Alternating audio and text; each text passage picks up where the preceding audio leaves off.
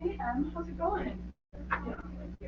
Good. I just FaceTimed Emily, coach in Italy. Good. So it has to be very soon. Just loving her life. Yeah. I think she don't want to stay there forever. I know. I think they do too. Scared to death. Yeah.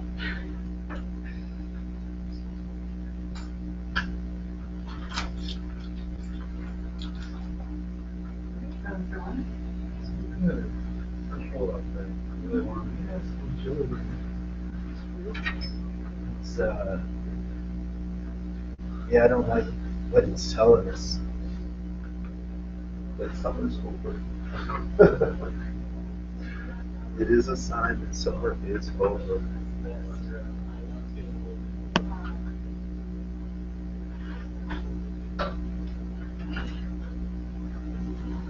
So have folks been following the folks?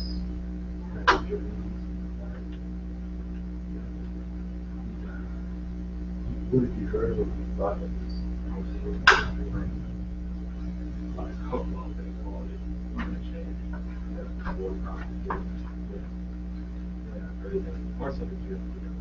They're all over and white in our country.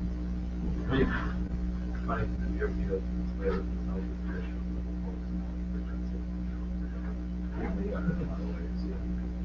Yeah, but he said some things that were very curious to me, and I thought were very curious. He said, he was at St. Peter's, and listened to his speech, and part of the speech I thought was interesting was he talked about, maybe there's something that's lost in translation, and maybe there's a piece of it. So what he said was, he was talking about Jesus' last nail was the cross. So he was talking about this idea that people feel like they will fail and that kind of stuff, but he said that Jesus' last nail was the cross. But that was the end of the statement. And I wanted to do, and then he moved on to something else. And so, I could understand that along with some other things, right? So his final failing being the end of the cross. However, he was resurrected from the grave. Because he's different. It didn't end as a failure. Really? I can do that. I can't either. You are.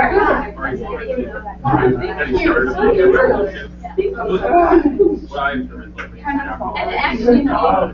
So it's like, it got, yeah, oh my God, no. Like yesterday I was reading. Which you obviously do you think maybe that? Yeah, so part of the Yeah. problem with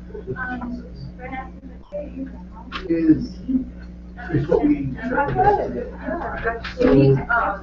Jews, Yeah, I don't, I stopped learning physical therapy like this. I stopped learning physical therapy they this believe week. that Jesus was the Muslims. Yeah. Part of the reason is that the Jews don't believe Yeah, it's an alignment that they learned to know. I forgot that you guys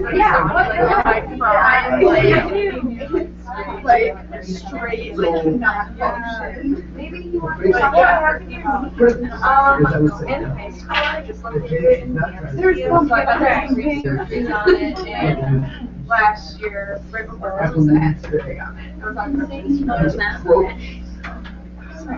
Yeah, well, yeah. Reconciliation. Yeah, because we had a long time. Yeah.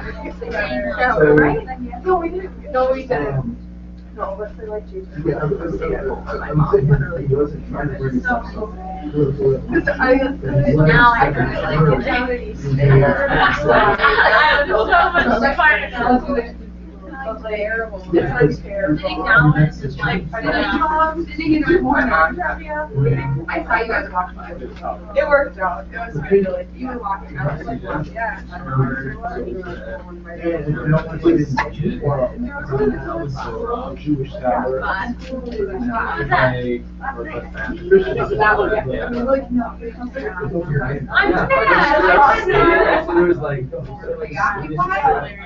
Oh, yeah, but I mean, I see that. Oh, yeah. Well, yeah. Like crush it, so we're like. Do you like that? I see it on Yeah. Yeah.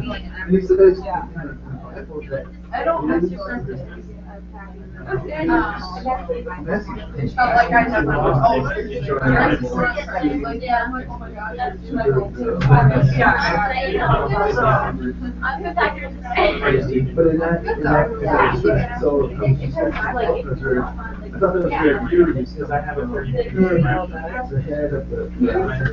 It's over. We just, reading the Congress, it's over 4 lines that talk about politics being slaves. Yeah. Corporations. Definitely skipped over it. I don't know, honestly. You would have been bad with that one. Right. But why there's stuff.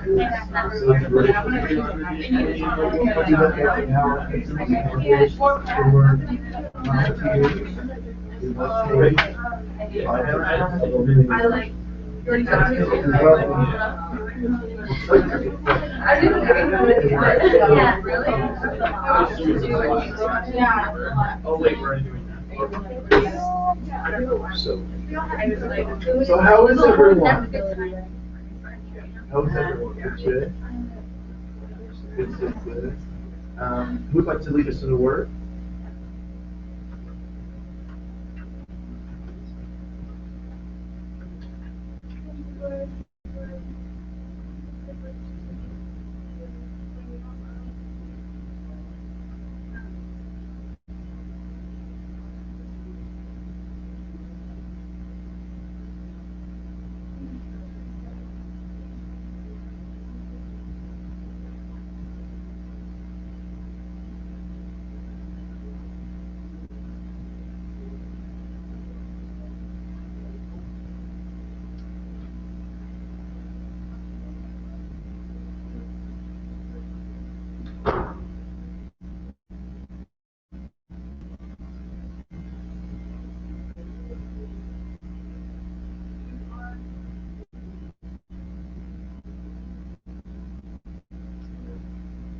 So one of the things that I heard you say in prayer, and I want to encourage,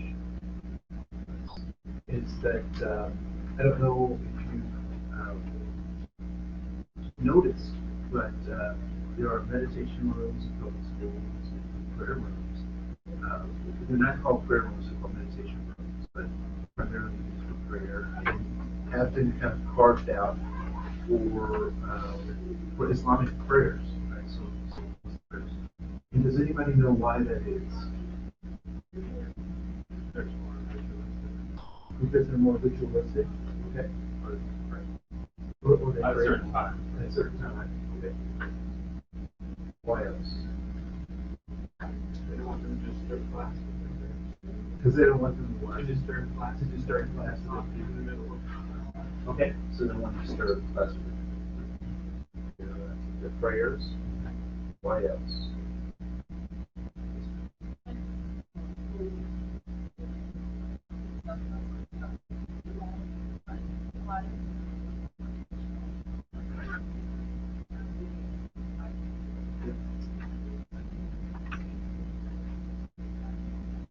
Yeah. So about space issues, yes. Like the younger kids, or I guess most age like Okay, so they make it slowly because they don't understand what they're doing.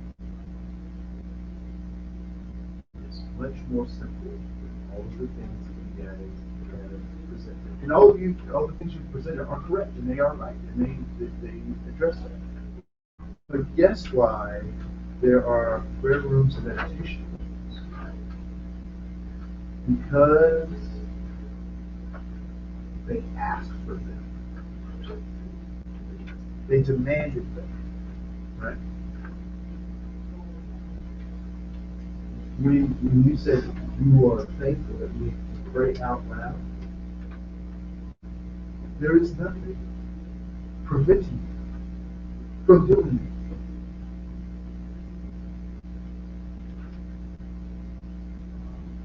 Nothing preventing you from doing it. But what?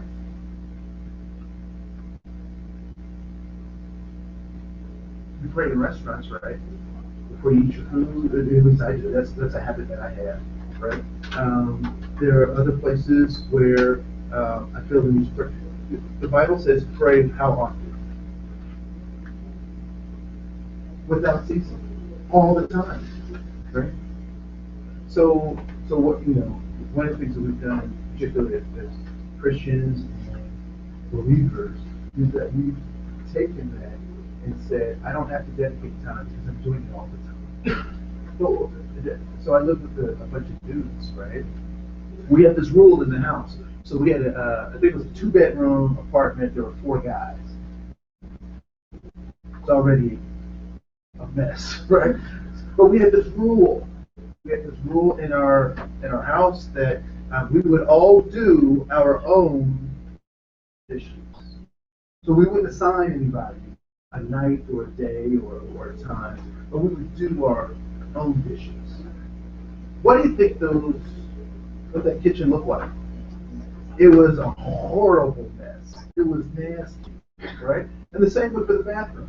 The bathroom was so bad that I would go home to my mother's house to take a shower and take a bath because I did not want to step foot in that nasty shower, right? I mean, it was like caked on, it was black stuff. It was nasty, right?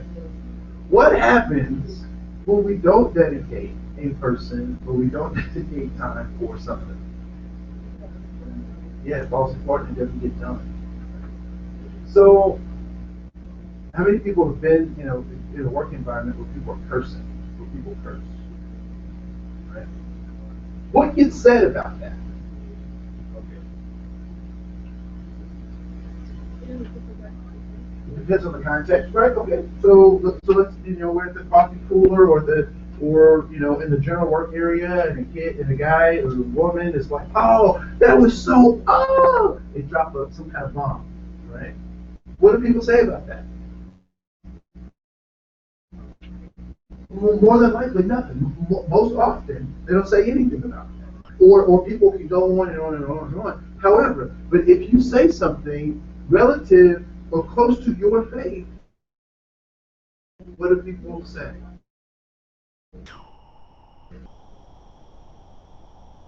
I'm offended. Separation of church and state. Wait a minute. As much as you can talk about your gossip, I can talk about my faith. Now, I'm not proselytizing to you if I'm talking about myself. I can talk about myself. Just like you can talk about the date you went on. I can talk about the fact that, Wednesday night I went to service. I can talk about that. And that's okay. I want to reaffirm that for folks.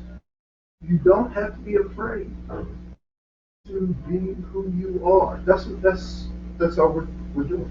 I was at a conference. So I'm on a conference team. And did I tell the story already about the conference and they're not wanting to have a workshop?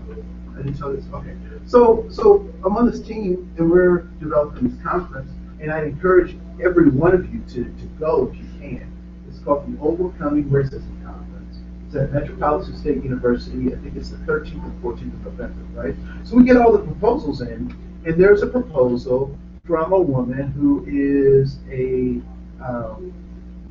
I can only tell because I don't know her, but I can only tell by what she wrote, that she's pretty classically kind of Pentecostal, right? So real classically kind of Pentecostal, which means that she believes in the day of Pentecost and all the gifts and stuff that came associated with the day of Pentecost. So she writes in her paper that one of the ways that she suggests that we need to get rid of racism is through reconciliation and reconciliation using prayer and fasting to unite the body of Christ. Right? And that's almost verbatim. I'm paraphrasing a little bit, but that's pretty literally I mean, it's a pretty close interpretation. I mean, not interpretation, but paraphrase of what she wrote. So we're reading this, and everyone in the room goes, "We're not doing this workshop." And I let them go on and talk about that, and and they're like, you can't talk about Jesus in this context. You can't talk about religion in this context. And so I let that go on for a while, and then I asked the question, why? Why can't she do this workshop? There's nothing that she said in her description or in her thing that was bad or hateful or evil. And so this young lady starts, kind of chiming in, and she considers herself an atheist, which I think is interesting as we have this conversation. And she's got a tattoo of an infinity sign with someone's name on it. I don't know if you've seen those or whatnot, but she has that thing going on, and so she's really proud of herself and coming to her thing. She's coming against this and the whole rest of the room. So there's about 25 of us in there. I happen to only be the only African American, which isn't really important. I'm also the only male that's standing up for this, which really isn't important, but it adds to the texture of the story. So I listened to all their arguments, and they're talking about, church and state and blah, blah, blah. And I said, well, first of all, we're not a church. We're not a state entity. We're just a group of people who got together to do this thing. So that church and state thing doesn't apply as an argument for not doing this. And the woman said, well, it sounds like, hate and blah, blah, blah. I said, well, she's addressing this to Christians. So I don't understand how her addressing her workshop to Christians could be hateful to anybody else, because this is one of these things where you elect to go. And if people don't want to show up to a workshop, they won't show up. And then she'll know that this may not be the right place for her. And the young lady said, well, Dr. King wouldn't have put it that way. And so I just paused it for a second, and I said, well, have you ever been to Dr. King's church? Like, have you been? She said, no, but I probably would go there. I said, but you haven't been. And she said, no. I said, okay. So have you been to a church like Dr. King's church? And she said, no. And I said, well, I just want you to know that it's very difficult to take King and not take his Christ.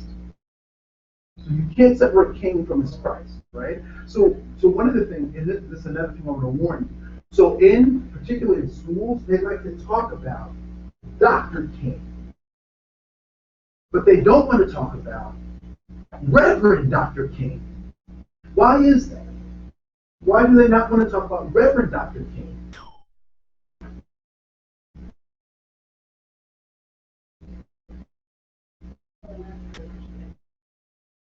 So there's some kind of fear associated with talking about his spiritualness. I want you to think about your own life, right? Raise your hand if you value your life. If your life is important to you. I mean, give or take all things, right? I mean, you don't want to do things on purpose that would jeopardize your life, right? Can you imagine going to a march where you know that the police have dogs, water hoses, billy clubs, to inflict harm on you, and you still show up? doesn't like you, but your condition gives power and influence to show up and face them. Could you meditate enough to hype yourself into a position where you can face those things? Why do people show up? Why do they show up?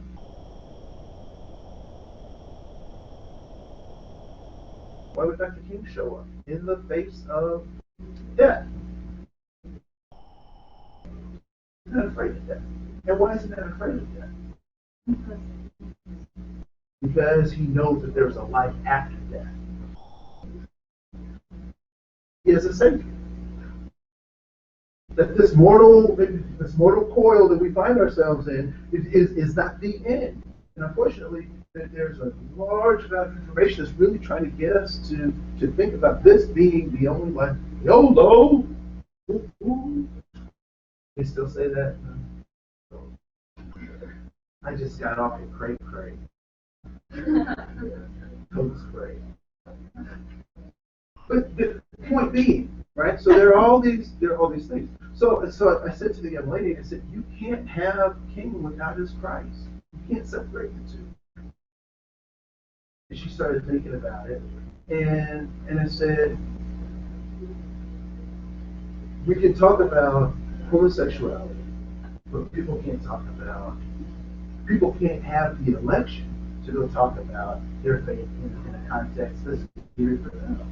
Or we can talk about all these other kinds of differences. I said, I want to be quite honest with you, and I had to out myself. I said, I am a conservative Christian.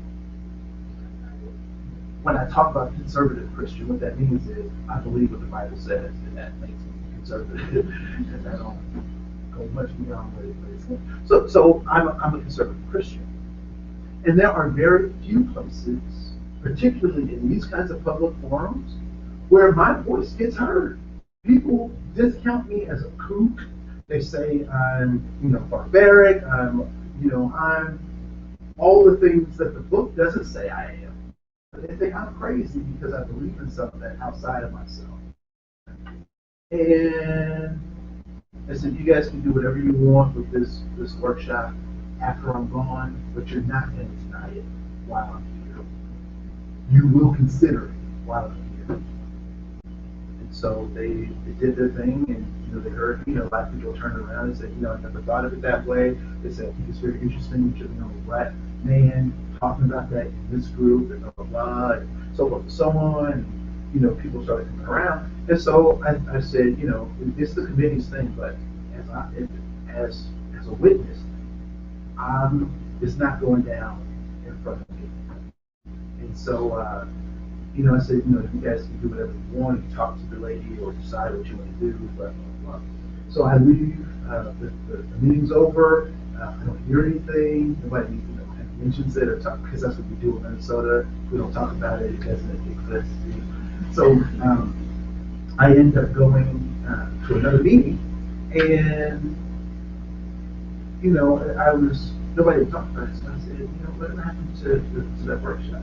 They said, well, given what you offered us, we decided to keep it. And that people will make their own minds about what we belong. And I said, well, I think that's a very healthy and right decision. Because people will decide. But if we're talking about authentic diversity, we got to talk about it in all of its forms, even the forms that we don't like. So,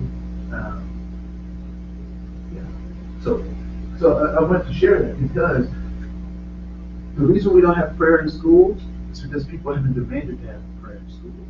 The people who did not want prayer in schools demanded it. But nobody else stood up and said, we want this to be that. Science surveys show that that prayer, meditation, helps kids in their learning. It settles them so that they're focused and ready to learn. I run a group at a treatment center in St. Francis. And one of the things that we do before the group is that we read the group rules so they they know what our platform is. And then we have a moment of silence. Now, the moment of silence is for those who need to meditate, but it's the time that I take to pray over these babies that are in front of me, right? And so we have to be more active in our faith and say these are the things we stand for, these are the things that we don't. So I don't know how or why I jumped on that, but I had to share that because it's going to become more and more challenging as we go forward. And the persecution that we think that we're feeling, oftentimes it's of our own making. And our persecution comes from us being silent. Is it Haim Ganat that wrote the "It Came for Me" poem? Are folks familiar with that at all?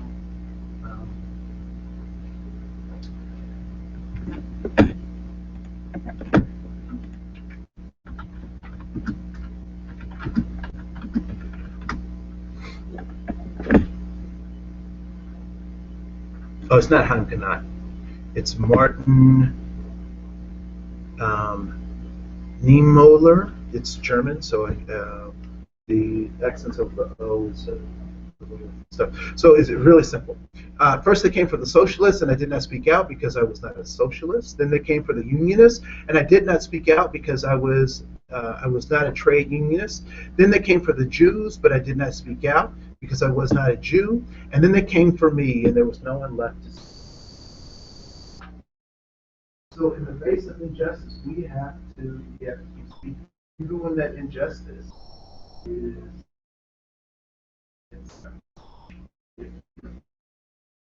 So I'm not a Muslim hater. In the past, I used to do yoga, so I understand that. I live in the world with enjoy everything, the love of God, and love people. So I can't be a hater. However, I love my daughter. When I see her going down the steps, she can't walk. I help her out with that. So let's talk a little bit about the film yesterday, the last 3 days of the film. Some folks took notes, others did mentally. What stood out for you as those films were rolling on? Yes, ma'am. The presentation of like at first, the last film that we watched was talking about like how sweet and everything. At first they were like, okay, well, a couple black scenes, and then they don't like it. But when they were like switching it back, and then it's not going to be how it was. And then the house really sounds good. We could just come up with something about that. So they like keep changing stuff because like the people that are like first people who are witness them, they know that it's wrong to do like what you're everything you do to be wrong and everything that's in there like they're like all signs that are just so you know signs so not just something that where it's like you actually really look like the picture look at it and like realize it kind of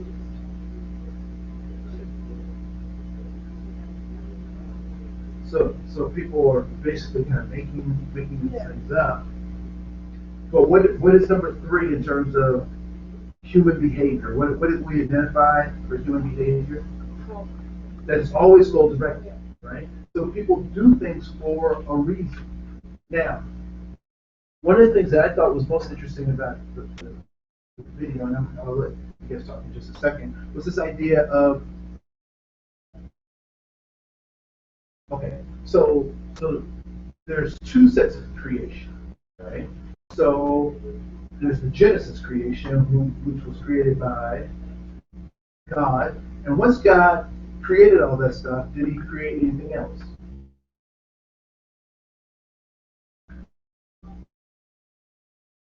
Did He? I mean, is there another book that talks about more creations and more stuff? No. So Genesis was the first creation. And when God created that stuff, He was done. Anything created after that was created by who? By who? By us, by human beings, right? So if a neighborhood or a city looks a particular way, did God create that? No. Who created it? Humans. And all human behavior is goal-directed. So therefore, if a city looks the way that it does, and all human behavior is goal-directed, then a city has been designed for a goal, or a purpose. And so then we have to start asking the following questions of what? What's the purpose? What's the purpose of having a bad neighborhood? What's the purpose of having a good neighborhood? What's the purpose of having a suburb versus city? And then those things start to tease out some of the rationale for some of this stuff. What were some other thoughts that came up from folks as we were watching those studies? Yes. I thought it was interesting, kind of along with the housing issues, was some of the offers for white people to get, I think it was like all cash, like for their house, and they were just getting these ridiculous offers that were very motivating for them to leave without even, I mean, I guess when you think about it, you think like, oh, they're just leaving solely because Black people are moving into this neighborhood, but they were getting such great offers to like get their houses really split. They had no other option. Right? Or it seemed so appealing. Right. Right? It seemed so appealing to do this thing. Or fear was used to encourage people to do those things. So obviously you don't want your house to go down, so sell it down. They refer to that as blockbusting. Right? That's how they talk about it in the film. Other things. Both slides now. I found that science piece, I think it was from the second day of class, we were like, the Americans did their testing, and it was like an American, English, French, and then after the bottom, then English did their own thing, and it was English, American, French, and then French did it, French, with African American locals in the bottom. Yeah. And who was doing the studies? Science from each country. What did those scientists look like? Yes, right? So now, this is not a white thing, and I want to be real clear about this. This is an observer thing. Very rarely do observers put themselves, when they do these kinds of studies, they put themselves at the bottom. Observers typically find a rationale for themselves to be normal or at the top of whatever discovery that they're having. Right? So the excellent point, of course, to remember. So, yes, sir. Oh. No, go ahead. No. Like, something that kind of stood out to me is how, like, hey, like, balance out, like, Black, the African, that's something that, like, kind of thought, for white people, their role in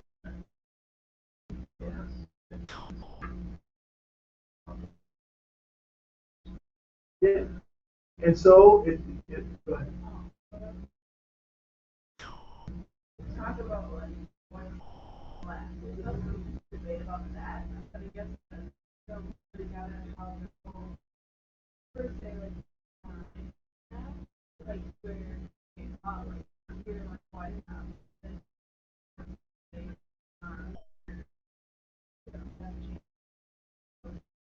like that everyone kind of should know the culture like I think it's one of the like which I know is has that one like by different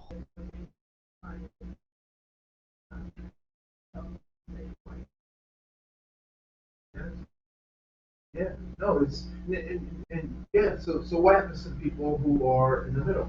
So can someone grab the handout that I gave on racial designations for the United States? Can you read that first paragraph for me? Yep. Yep. Just want to read that first paragraph. Self-identification refers method of identifying race and information necessary for the individual employment. Employers are required to attempt to allow employees to use self-identification to complete that form. If the employee declines to self-identify, employment records or observe identification must be used. Okay, next paragraph. Got it. Race and ethnic designations are as used by the Equal Employment Opportunity Commission do not denote scientific definitions, anthropological, or definitions of the race and ethnicity categories are as follows. All right, you can go back and read that again. Read that, the first part of that paragraph. Race and ethnic designations are used by the Equal Employment Opportunity Commission do not denote scientific definitions, anthropological. Okay, stop right there. So they're about to tell us what race is.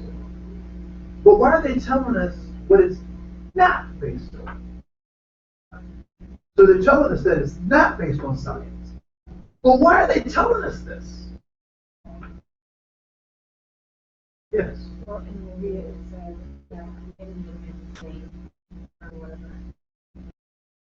But he said that essentially that these were it's white. And the really bad but not white based on how they look better. By the common man. So if what they're about to tell us isn't based on science, we then need to ask the question, what is it based on? And then the follow-up question to that is, why isn't it based on science? And what's our answer? What do we know about that? Because science can't prove any different. Right? Which now means that what they're about to tell us is what? It's what? It could be bias, yeah. It's a social construction, or in third grade language, made up. Right? So let's read the first description.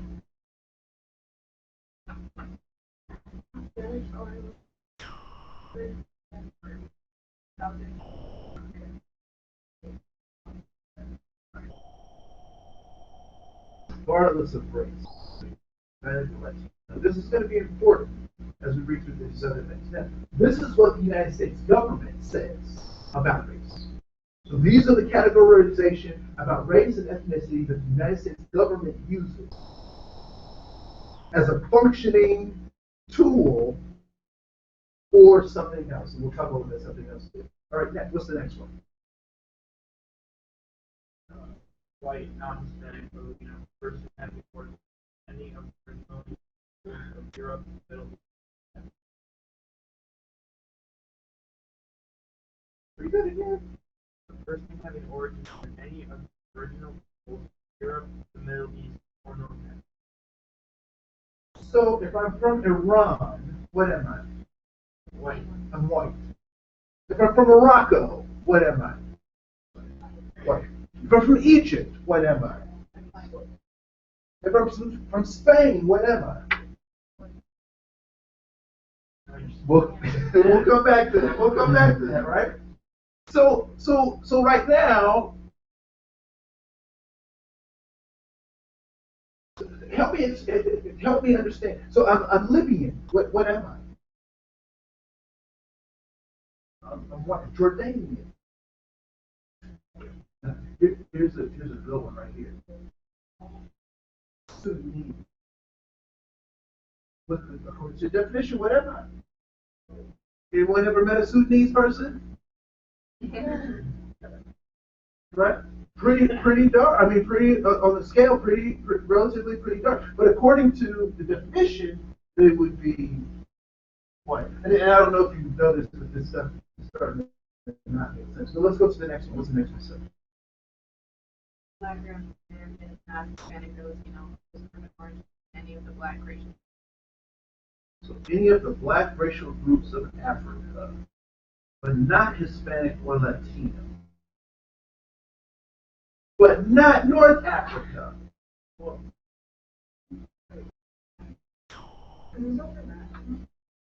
What's that? Is this overlap? What? So what is it says self? So if they don't decide, then I get to decide as an employer. So if the employee doesn't decide, I get to decide. So am I going to be looking for overlaps? I'm barely trying to figure out, what is she? What is, right? So this is a federal form. So I just think that's interesting. And so what is a black racial group? If paragraph 2 says what? What does paragraph 2 say? It's not based on science. So what is a black racial group? A black racial group becomes anybody want to say that it is. Right? Interesting. Let's keep going. What's next? Just one other.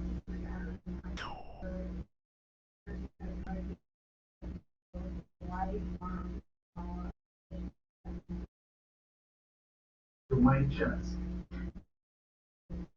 The Rock. Right?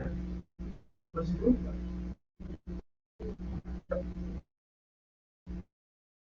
You know he's Samoan. Right? You know what he also is? He's black. I'm not sure which part of Dwayne like people like. Dude is huge. That's that dude, him and Stallone. Have you seen Stallone? That dude is like 4,000 years old. He's like, but I haven't heard of any kids that he had. Does Stallone have? Does he have a son? A son? Anyway, so the next group. Asian, non-Hispanic, or Latino, person having origins in any of the original peoples of the Far East, Southeast Asia, or the Indian subcontinent, including, for example, Cambodia, China, India, Japan, Korea, Malaysia, Pakistan, the Philippine Islands, Thailand, and Vietnam. Okay. Have you seen any of the people from those groups? Do those people look anything alike? No. But they're all Asian. Now, I think it's interesting. Cambodia was settled by who? Who were some of the first settlers there? Colonial powers, rather. The French. Who? So there's Cambodia. Then there is the Spanish settled where in Asia? They settled. Is it Malaysia? No, I want to say it. Oh man, now you got me looked. I got to look this up. The Philippines, yes, yes. So very good, very good. Yeah, the Spanish settled the Philippines, right? And does anyone know what kinds of last names they have in the Philippines? Hispanic last names in the Philippines. So you have these Asian people with these Hispanic names, and you're like, so are they Hispanic or Latino, or are they Asian? Because the people come from Spain, they have Spanish last names, they have Spanish heritage. Are they? Okay, let's keep going. American Indian or Alaska Native, not both Hispanic or Latino, a person having origins in any of the original peoples of North and South America, including Central America, and to maintain tribal affiliation to North America. Okay, so this is one of these things, another one where I get real interested because I'm confused as to what the heck they're talking about, right? So, is any of the original peoples of North and South America, including Central America, but not Hispanic or Latino? Right? So, where did the majority of the slaves come from or go to from Africa? South America, Central America, and the West Indies, right? Which means that there are a lot of people who have that as part of the background. But that's not who we're talking about in this particular category, right? So a Brazilian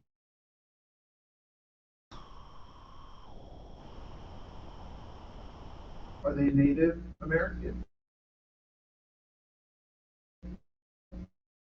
Who do you think they come from? From the original peoples. What about people who believe? But believe that Central America. Okay, so now here's the other trick. So let's just come back to the United States. We won't even keep going up and down the coast. We'll just go to the United States. What does that say about those people? What do they have to do to be Native American? Maintain tribal affiliation. Okay, so if my people, so I have to maintain tribal affiliation to be Native, and if my grandparents went to boarding school, which was to strip them of their nativeness, and so now we no longer have affiliation, what are we?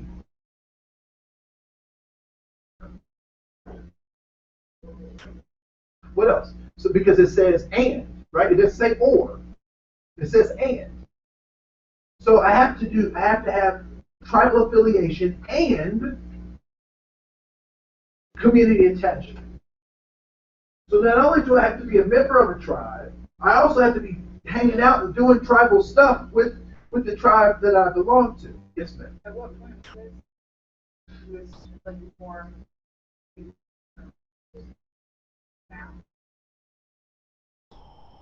This is not past. This is not history. This is now. You pull it up. It's right on the website. Right now.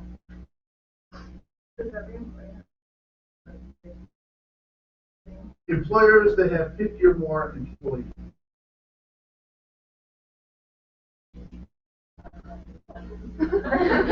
I mean, it doesn't, when they look at it, are they going to choose one and do that without? No, so she asked a really good question.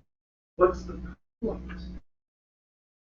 And that is the question, right? So there are two points. Let's go through the rest. Is that the last one? Let's do two more races and then we'll get to the point. Because it plays into all of this stuff that we've been talking about, right? So last two.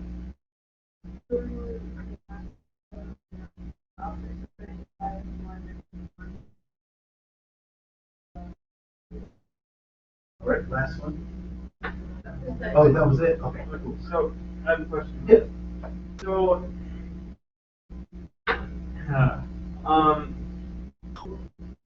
the Philippine Islands, we were talking about how they have this flag. Right. Which one do they identify with? Do they identify with Asian or do they identify with Hispanic or Latino? They could still speak Spanish and have Spanish culture, but Right. So here's the scary thing. So the first thing is they can self-identify. So they can say whatever they want, right? But if they don't, somebody like me makes a decision. So I say, here's another quick example of that, right? So I'm in the elevator, working in Anoka County. I'm in the elevator, and there's an Asian woman standing in the elevator. And, we're doing our uncomfortable thing we do in the elevator, just kind of keep to yourself and be quiet and stuff like that. And so one of the floors hits, one of our we're all in the same organization. So one of our coworkers comes in and says, "Hi, Andre." I say, "Hey." And she says, "Hi to this individual." And she says, "Good day, mate."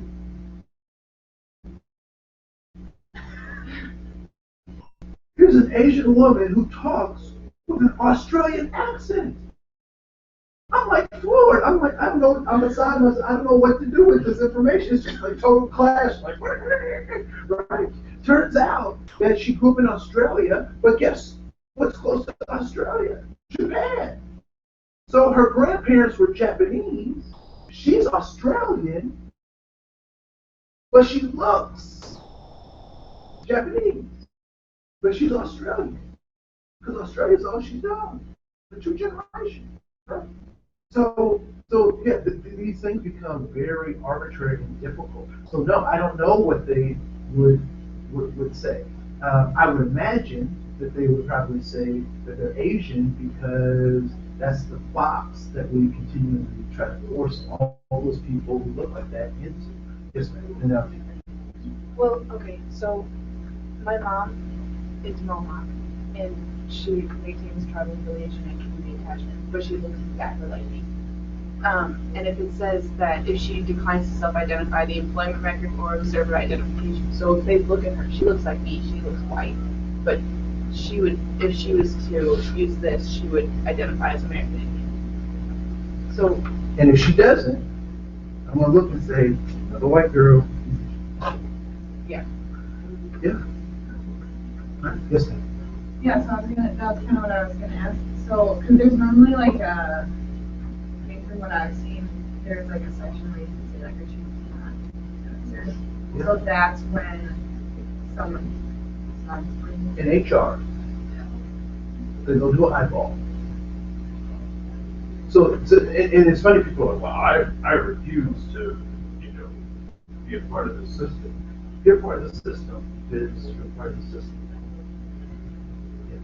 I just have like some really my friends, live in Pakistan, and so American, white families, they have several children that are adopted. One of the youngest is not going to children, and so she's my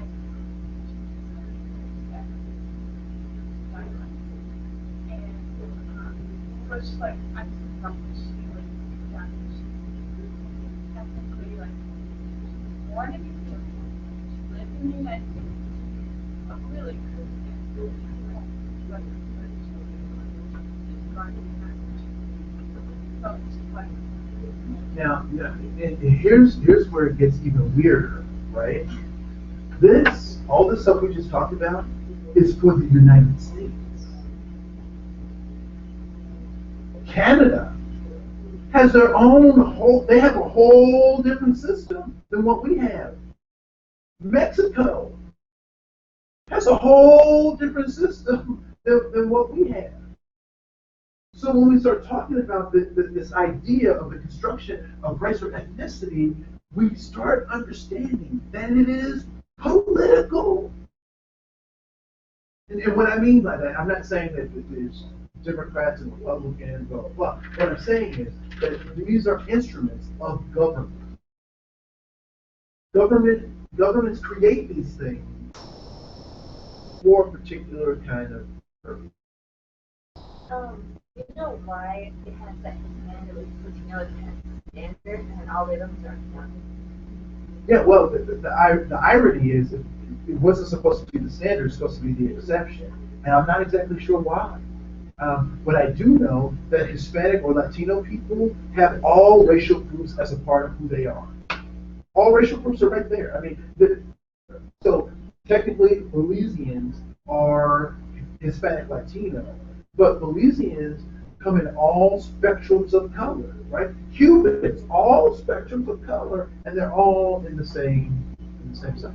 And to be quite honest, if you look throughout families, you can have 14 different shades of human beings in the same genetic constellation of a family, particularly when it comes to Hispanic and Latinos.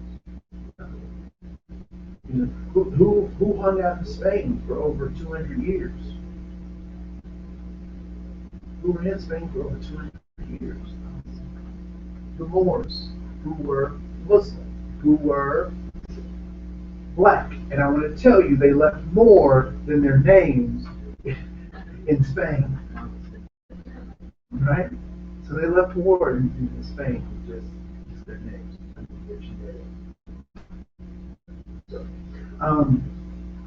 So there's that. This cultural competence continuum, who can give me what this layout is in terms of cultural competence continuum?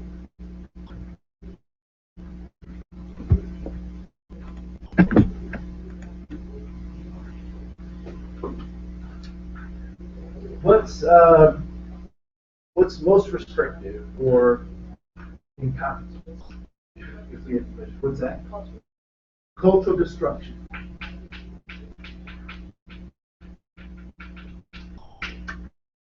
And what does that mean, cultural destruction? Or being culturally destructive?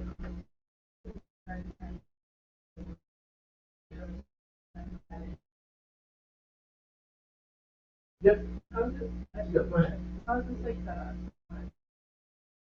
For colors, like now that Yep, so it's from most restrictive to least restrictive, or from incompetence to this idea of being competent. That's the scale, if you will, right? Um, yeah, and I would also say that this is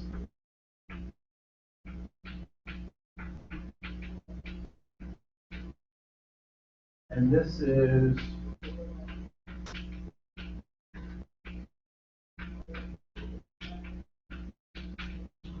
another way to say that. This is monocultural or monoethnic, and this is cultural relative or multicultural.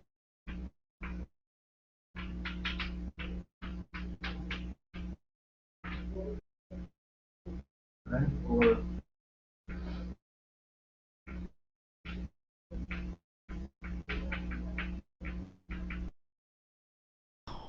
so we have culture destructiveness. Next is incapacity, and this what is described there as cultural incapacity.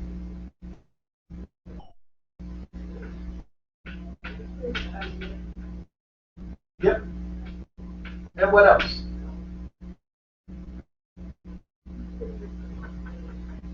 Doesn't accept multiple perspectives, right? So not only is there a particular way, so this would be stuff like the destruction would be stuff like the Klan. People like to go to Nazis and that kind of stuff. That was Germany's stuff. They're here too, but that was Germany's stuff. I'd also say possibly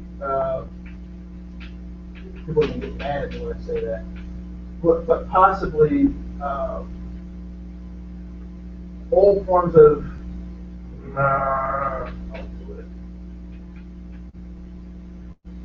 but equally so could be more classical forms of the Nation of Islam, right? Where white people are devils and that kind of stuff. People talk about those kinds of things. So that's cultural destruction. Cultural incapacity is when we can't see another person's point of view.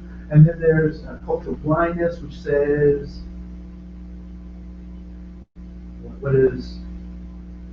what's the theme of cultural blindness? All right, so A, pretending that there's not a difference between the cultures. What else?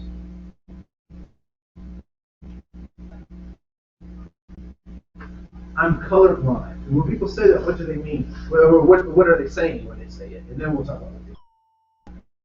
They're trying to declare the fact that they're not racist, right?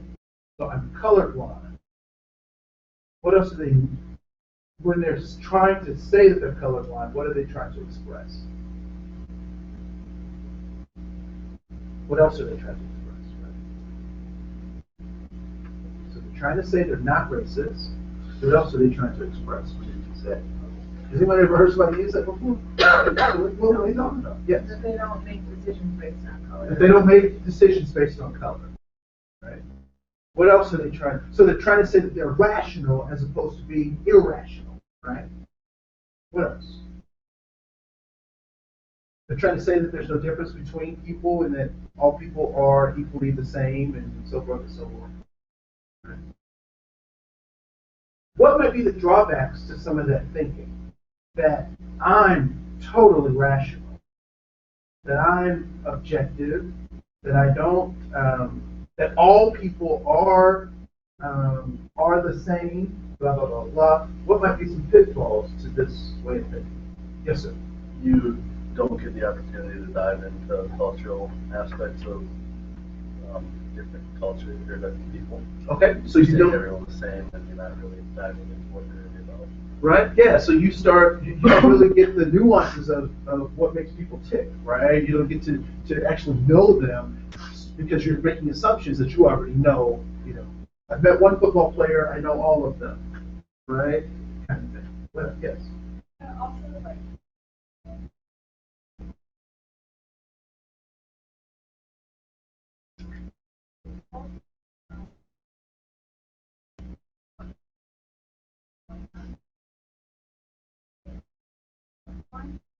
everybody does fight. So I really like to feel about how kind of think about um,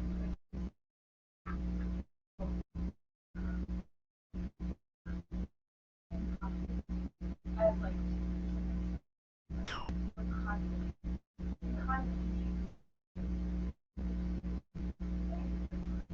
Confidence.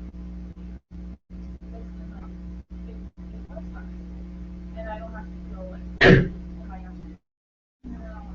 But it's just like I feel with the same thing. So the other the part of this blindness thing that is again is problematic is that this keeps us from telling the truth, right? So yes, we are all created equal. That the Creator has made it such that you mix up that male and female those genes, and you will continually get humans, right? I mean that's just how it works, and we're all equally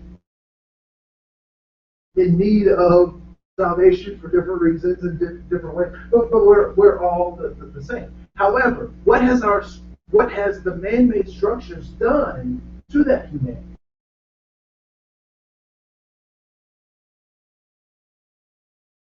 What do we say about it? We are all created equal, but do we treat all of us as equal? We typically don't, right? So colorblind takes that away.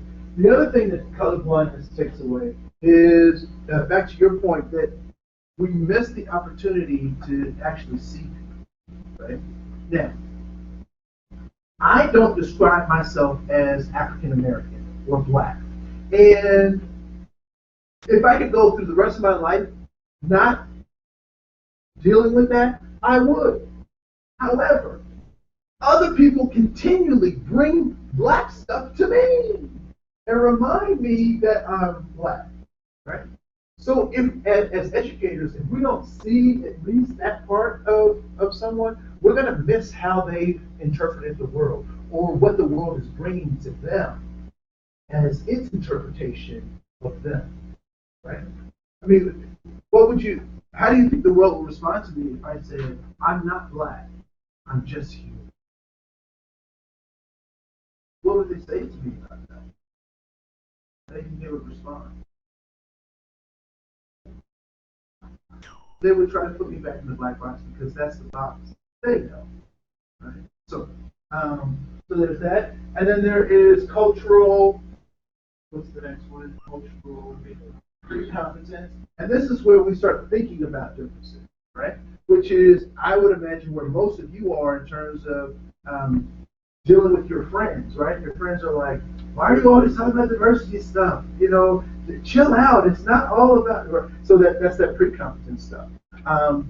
Competence is when you start having the opportunity to look at your surroundings and say, this is not fitting with my goals. Well, this is fitting with my goals, and so I'm going to continue that stuff. And then this idea of being competent or being, how do we label that? This proficient, this idea of proficiency, is that you don't have to talk about all your diverse friends. Okay? When people see your friends, they go, go ahead. But one of the places I think is, and I'm not telling you where to bank, this is just where I bank, and I've actually been surprised, so I keep banking there, is I go to Wells Fargo. That's where I bank. And no matter where I go to a Wells Fargo, particularly in the Midwest, because I've been, in Wisconsin, I've been in Iowa, I've been in, North and South Dakota, I've been in Twin Cities. There's always diversity at Wells Fargo, and I was like, I didn't even know this type of diversity existed in this particular place. But Wells Fargo figured out how to do it. But guess what Wells Fargo doesn't do?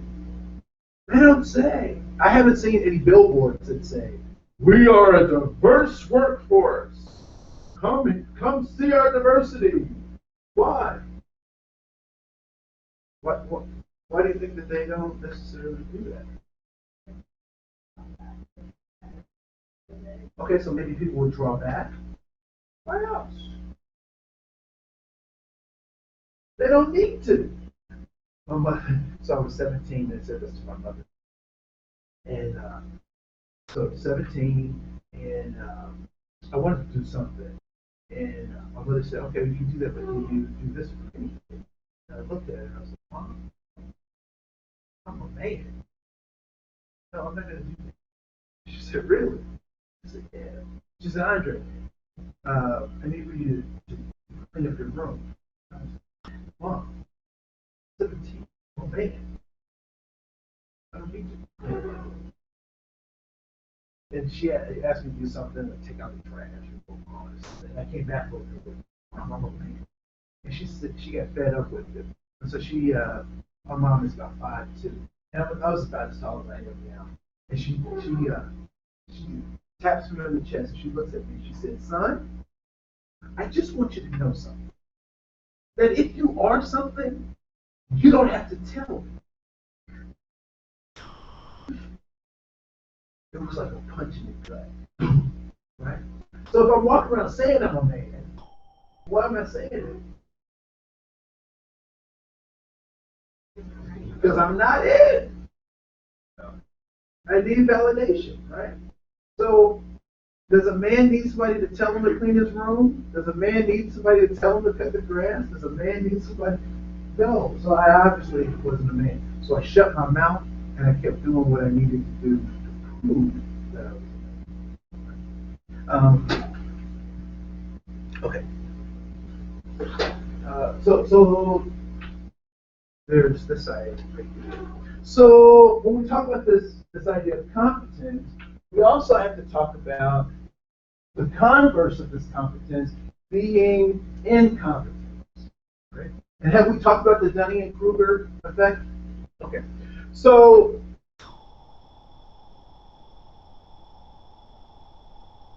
one of the toughest things for fish to do is see the water or understand water. And why is that? Because they're in it all the time. What else? It's a fish, right? So higher level functioning of metacognitive development isn't necessarily known in fish, right? So we don't their ability to know about their knowing isn't something that we've documented a whole lot in fish. Right?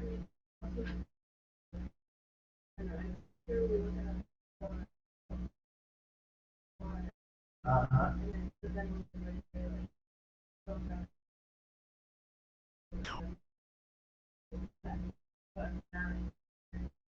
We don't see the whole picture, right? We focus in on particular objects or parts of the photo, right?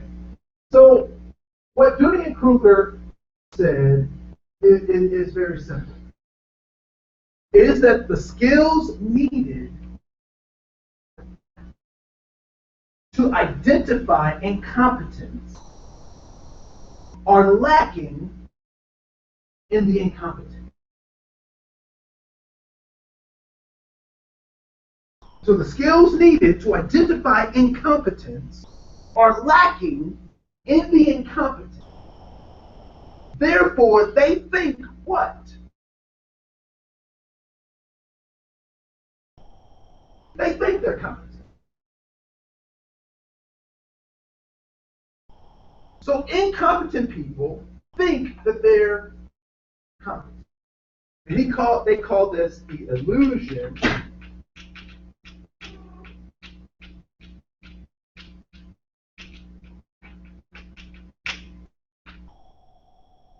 of superiority. Now, if the incompetent had the skill to recognize incompetence, what would they be? They'd be competent, right? So they don't have the skill, so that's called the illusion of superiority. Now, there's the converse to this, which is called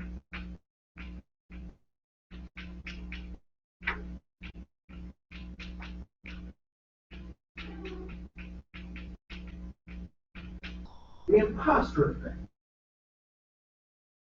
Now, the imposter effect comes into play when Competent people think what about their competence? That they're incompetent.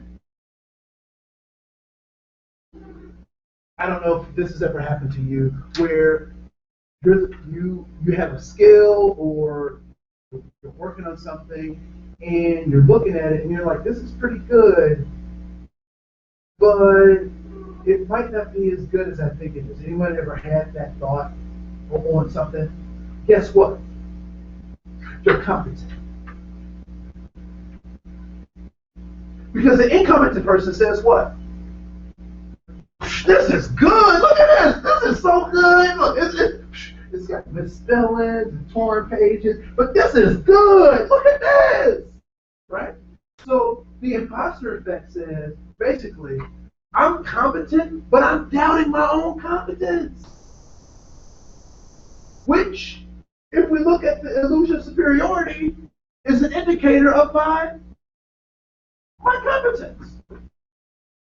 The same thing, and I would go even further with the Dunning-Kruger idea, the Dunning-Kruger effect, because they don't talk about it in this way, but I would say the same thing about evil and good.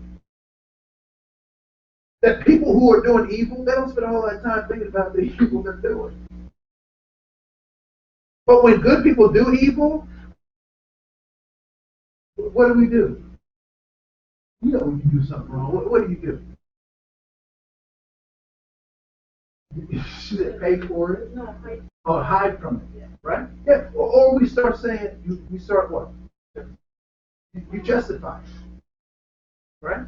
The justification says that you're balancing these two things, which means that you have a certain level of confidence. You know that that was wrong. But there are some people who have no idea that what they just did was wrong or don't care, right? But I'm taking the Dunning-Kruger effect outside of what they were presenting. What they were presenting was this idea of competence and incompetence. Right? So if we want to develop along this continuum, what do we have to do given this idea of the Dunning-Kruger?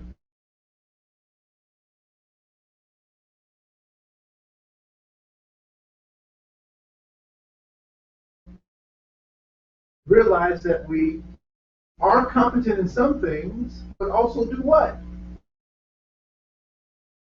Question our competency in other things, right?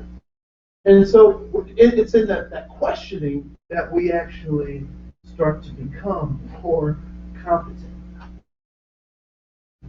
I like those guys. There's a lot of good stuff that they do. There's lots of videos you can watch on that. So in the last couple of minutes, I want to talk about this idea of, again, with the same kind of thing. So we just talked about the competence part. I did want to talk about this culture, right? Because we talked about number 3, which is all human behavior is goal directed.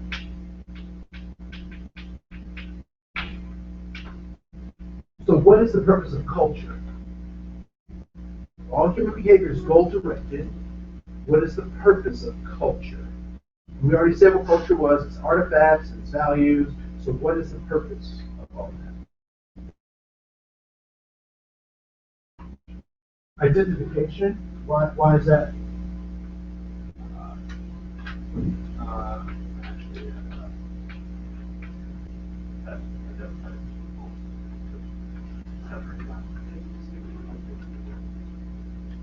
So okay, no, okay, good. So he said ID people, to make distinctions between people.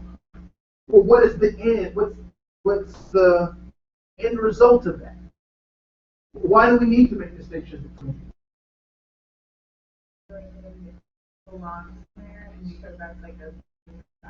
Okay, so they can feel like they belong somewhere. So this idea of belonging.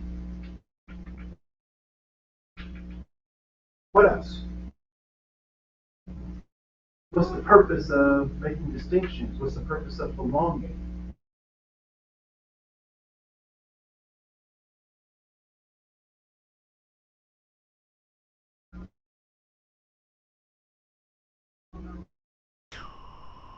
Okay, so we'll Yep,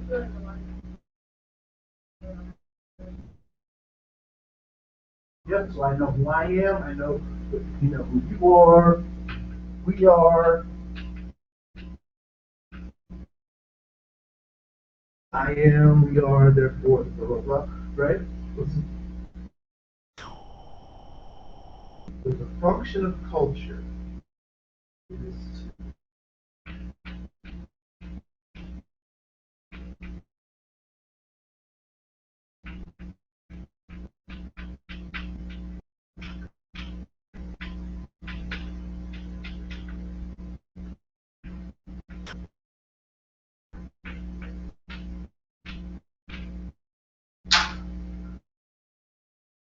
Right? So it's to pass on our best practices, to pass on the DNA, and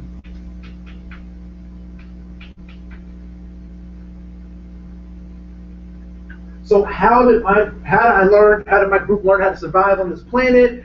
We did it through this thing called culture, right?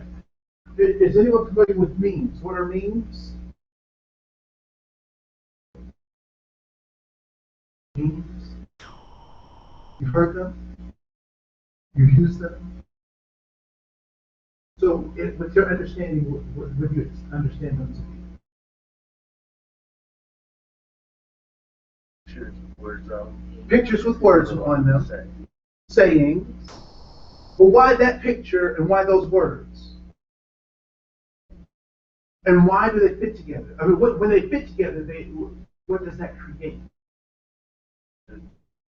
Yeah, that's right. It develops a good meme, right? So when you see that picture and those words, what happens here?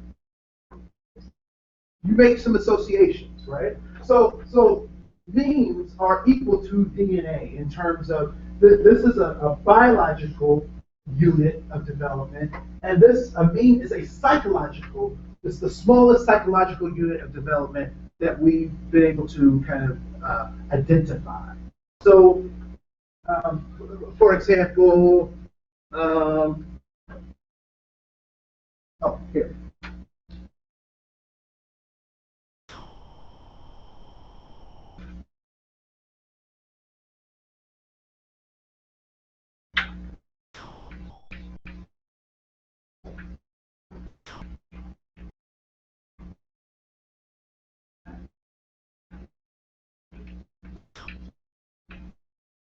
What is that a picture of?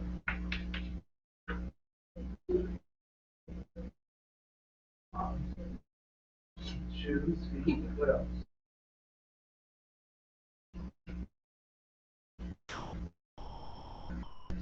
Okay.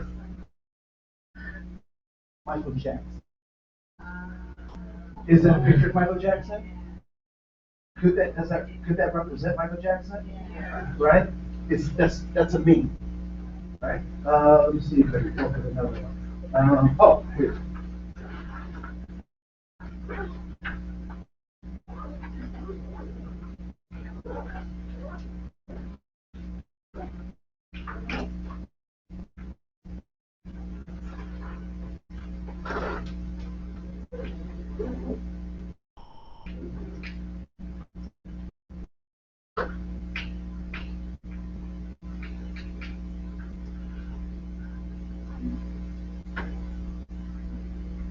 Is what?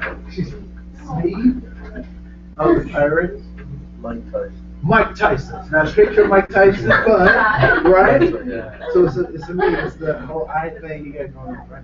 So at any rate, so culture's purpose is to pass along all the best practices to replicate DNA and memes. So ideas and biological processes.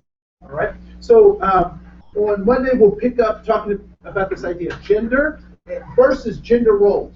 Just as a precursor to that, what do you think is the difference between gender and gender roles?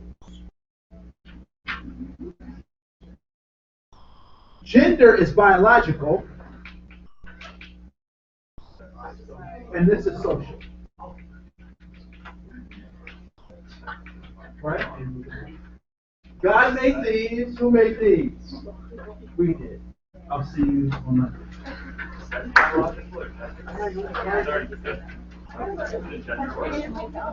there's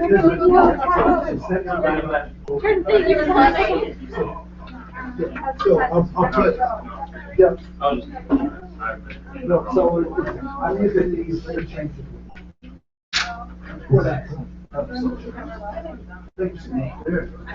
It looks all good, it's like more for interviewers. First time I've ever seen it dressed up. Why, I'll see you later. What do you think so far? Yeah, no, it makes me think, sorry, I'm kind of like the internal process there, a lot of the stuff, but no, I really like it, thank you so much. Yeah, I'm not sure if I'm giving enough work, but should be more, not enough, you know. No, I think you're great, thank you so much, yeah, I think it's been really interesting. Oh, yeah. Great. If I ever talk too much. No, never too much, never too much. Never too much, never too much.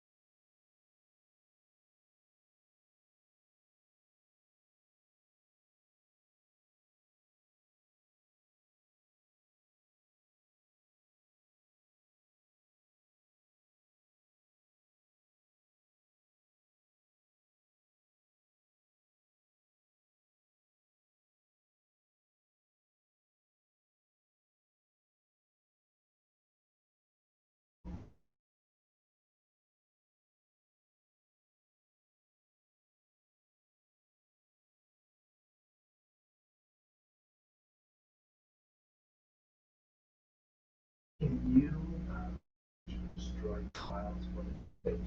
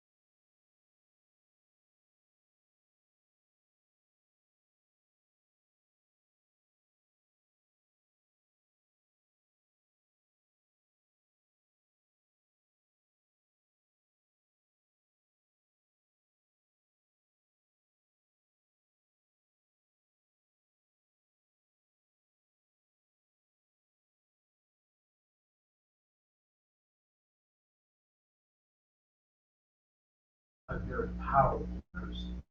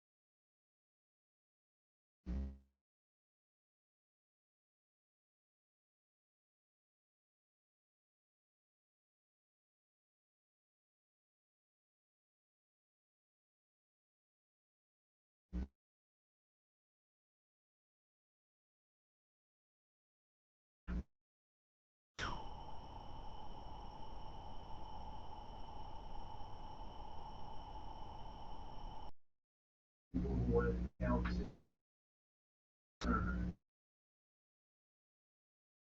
Count.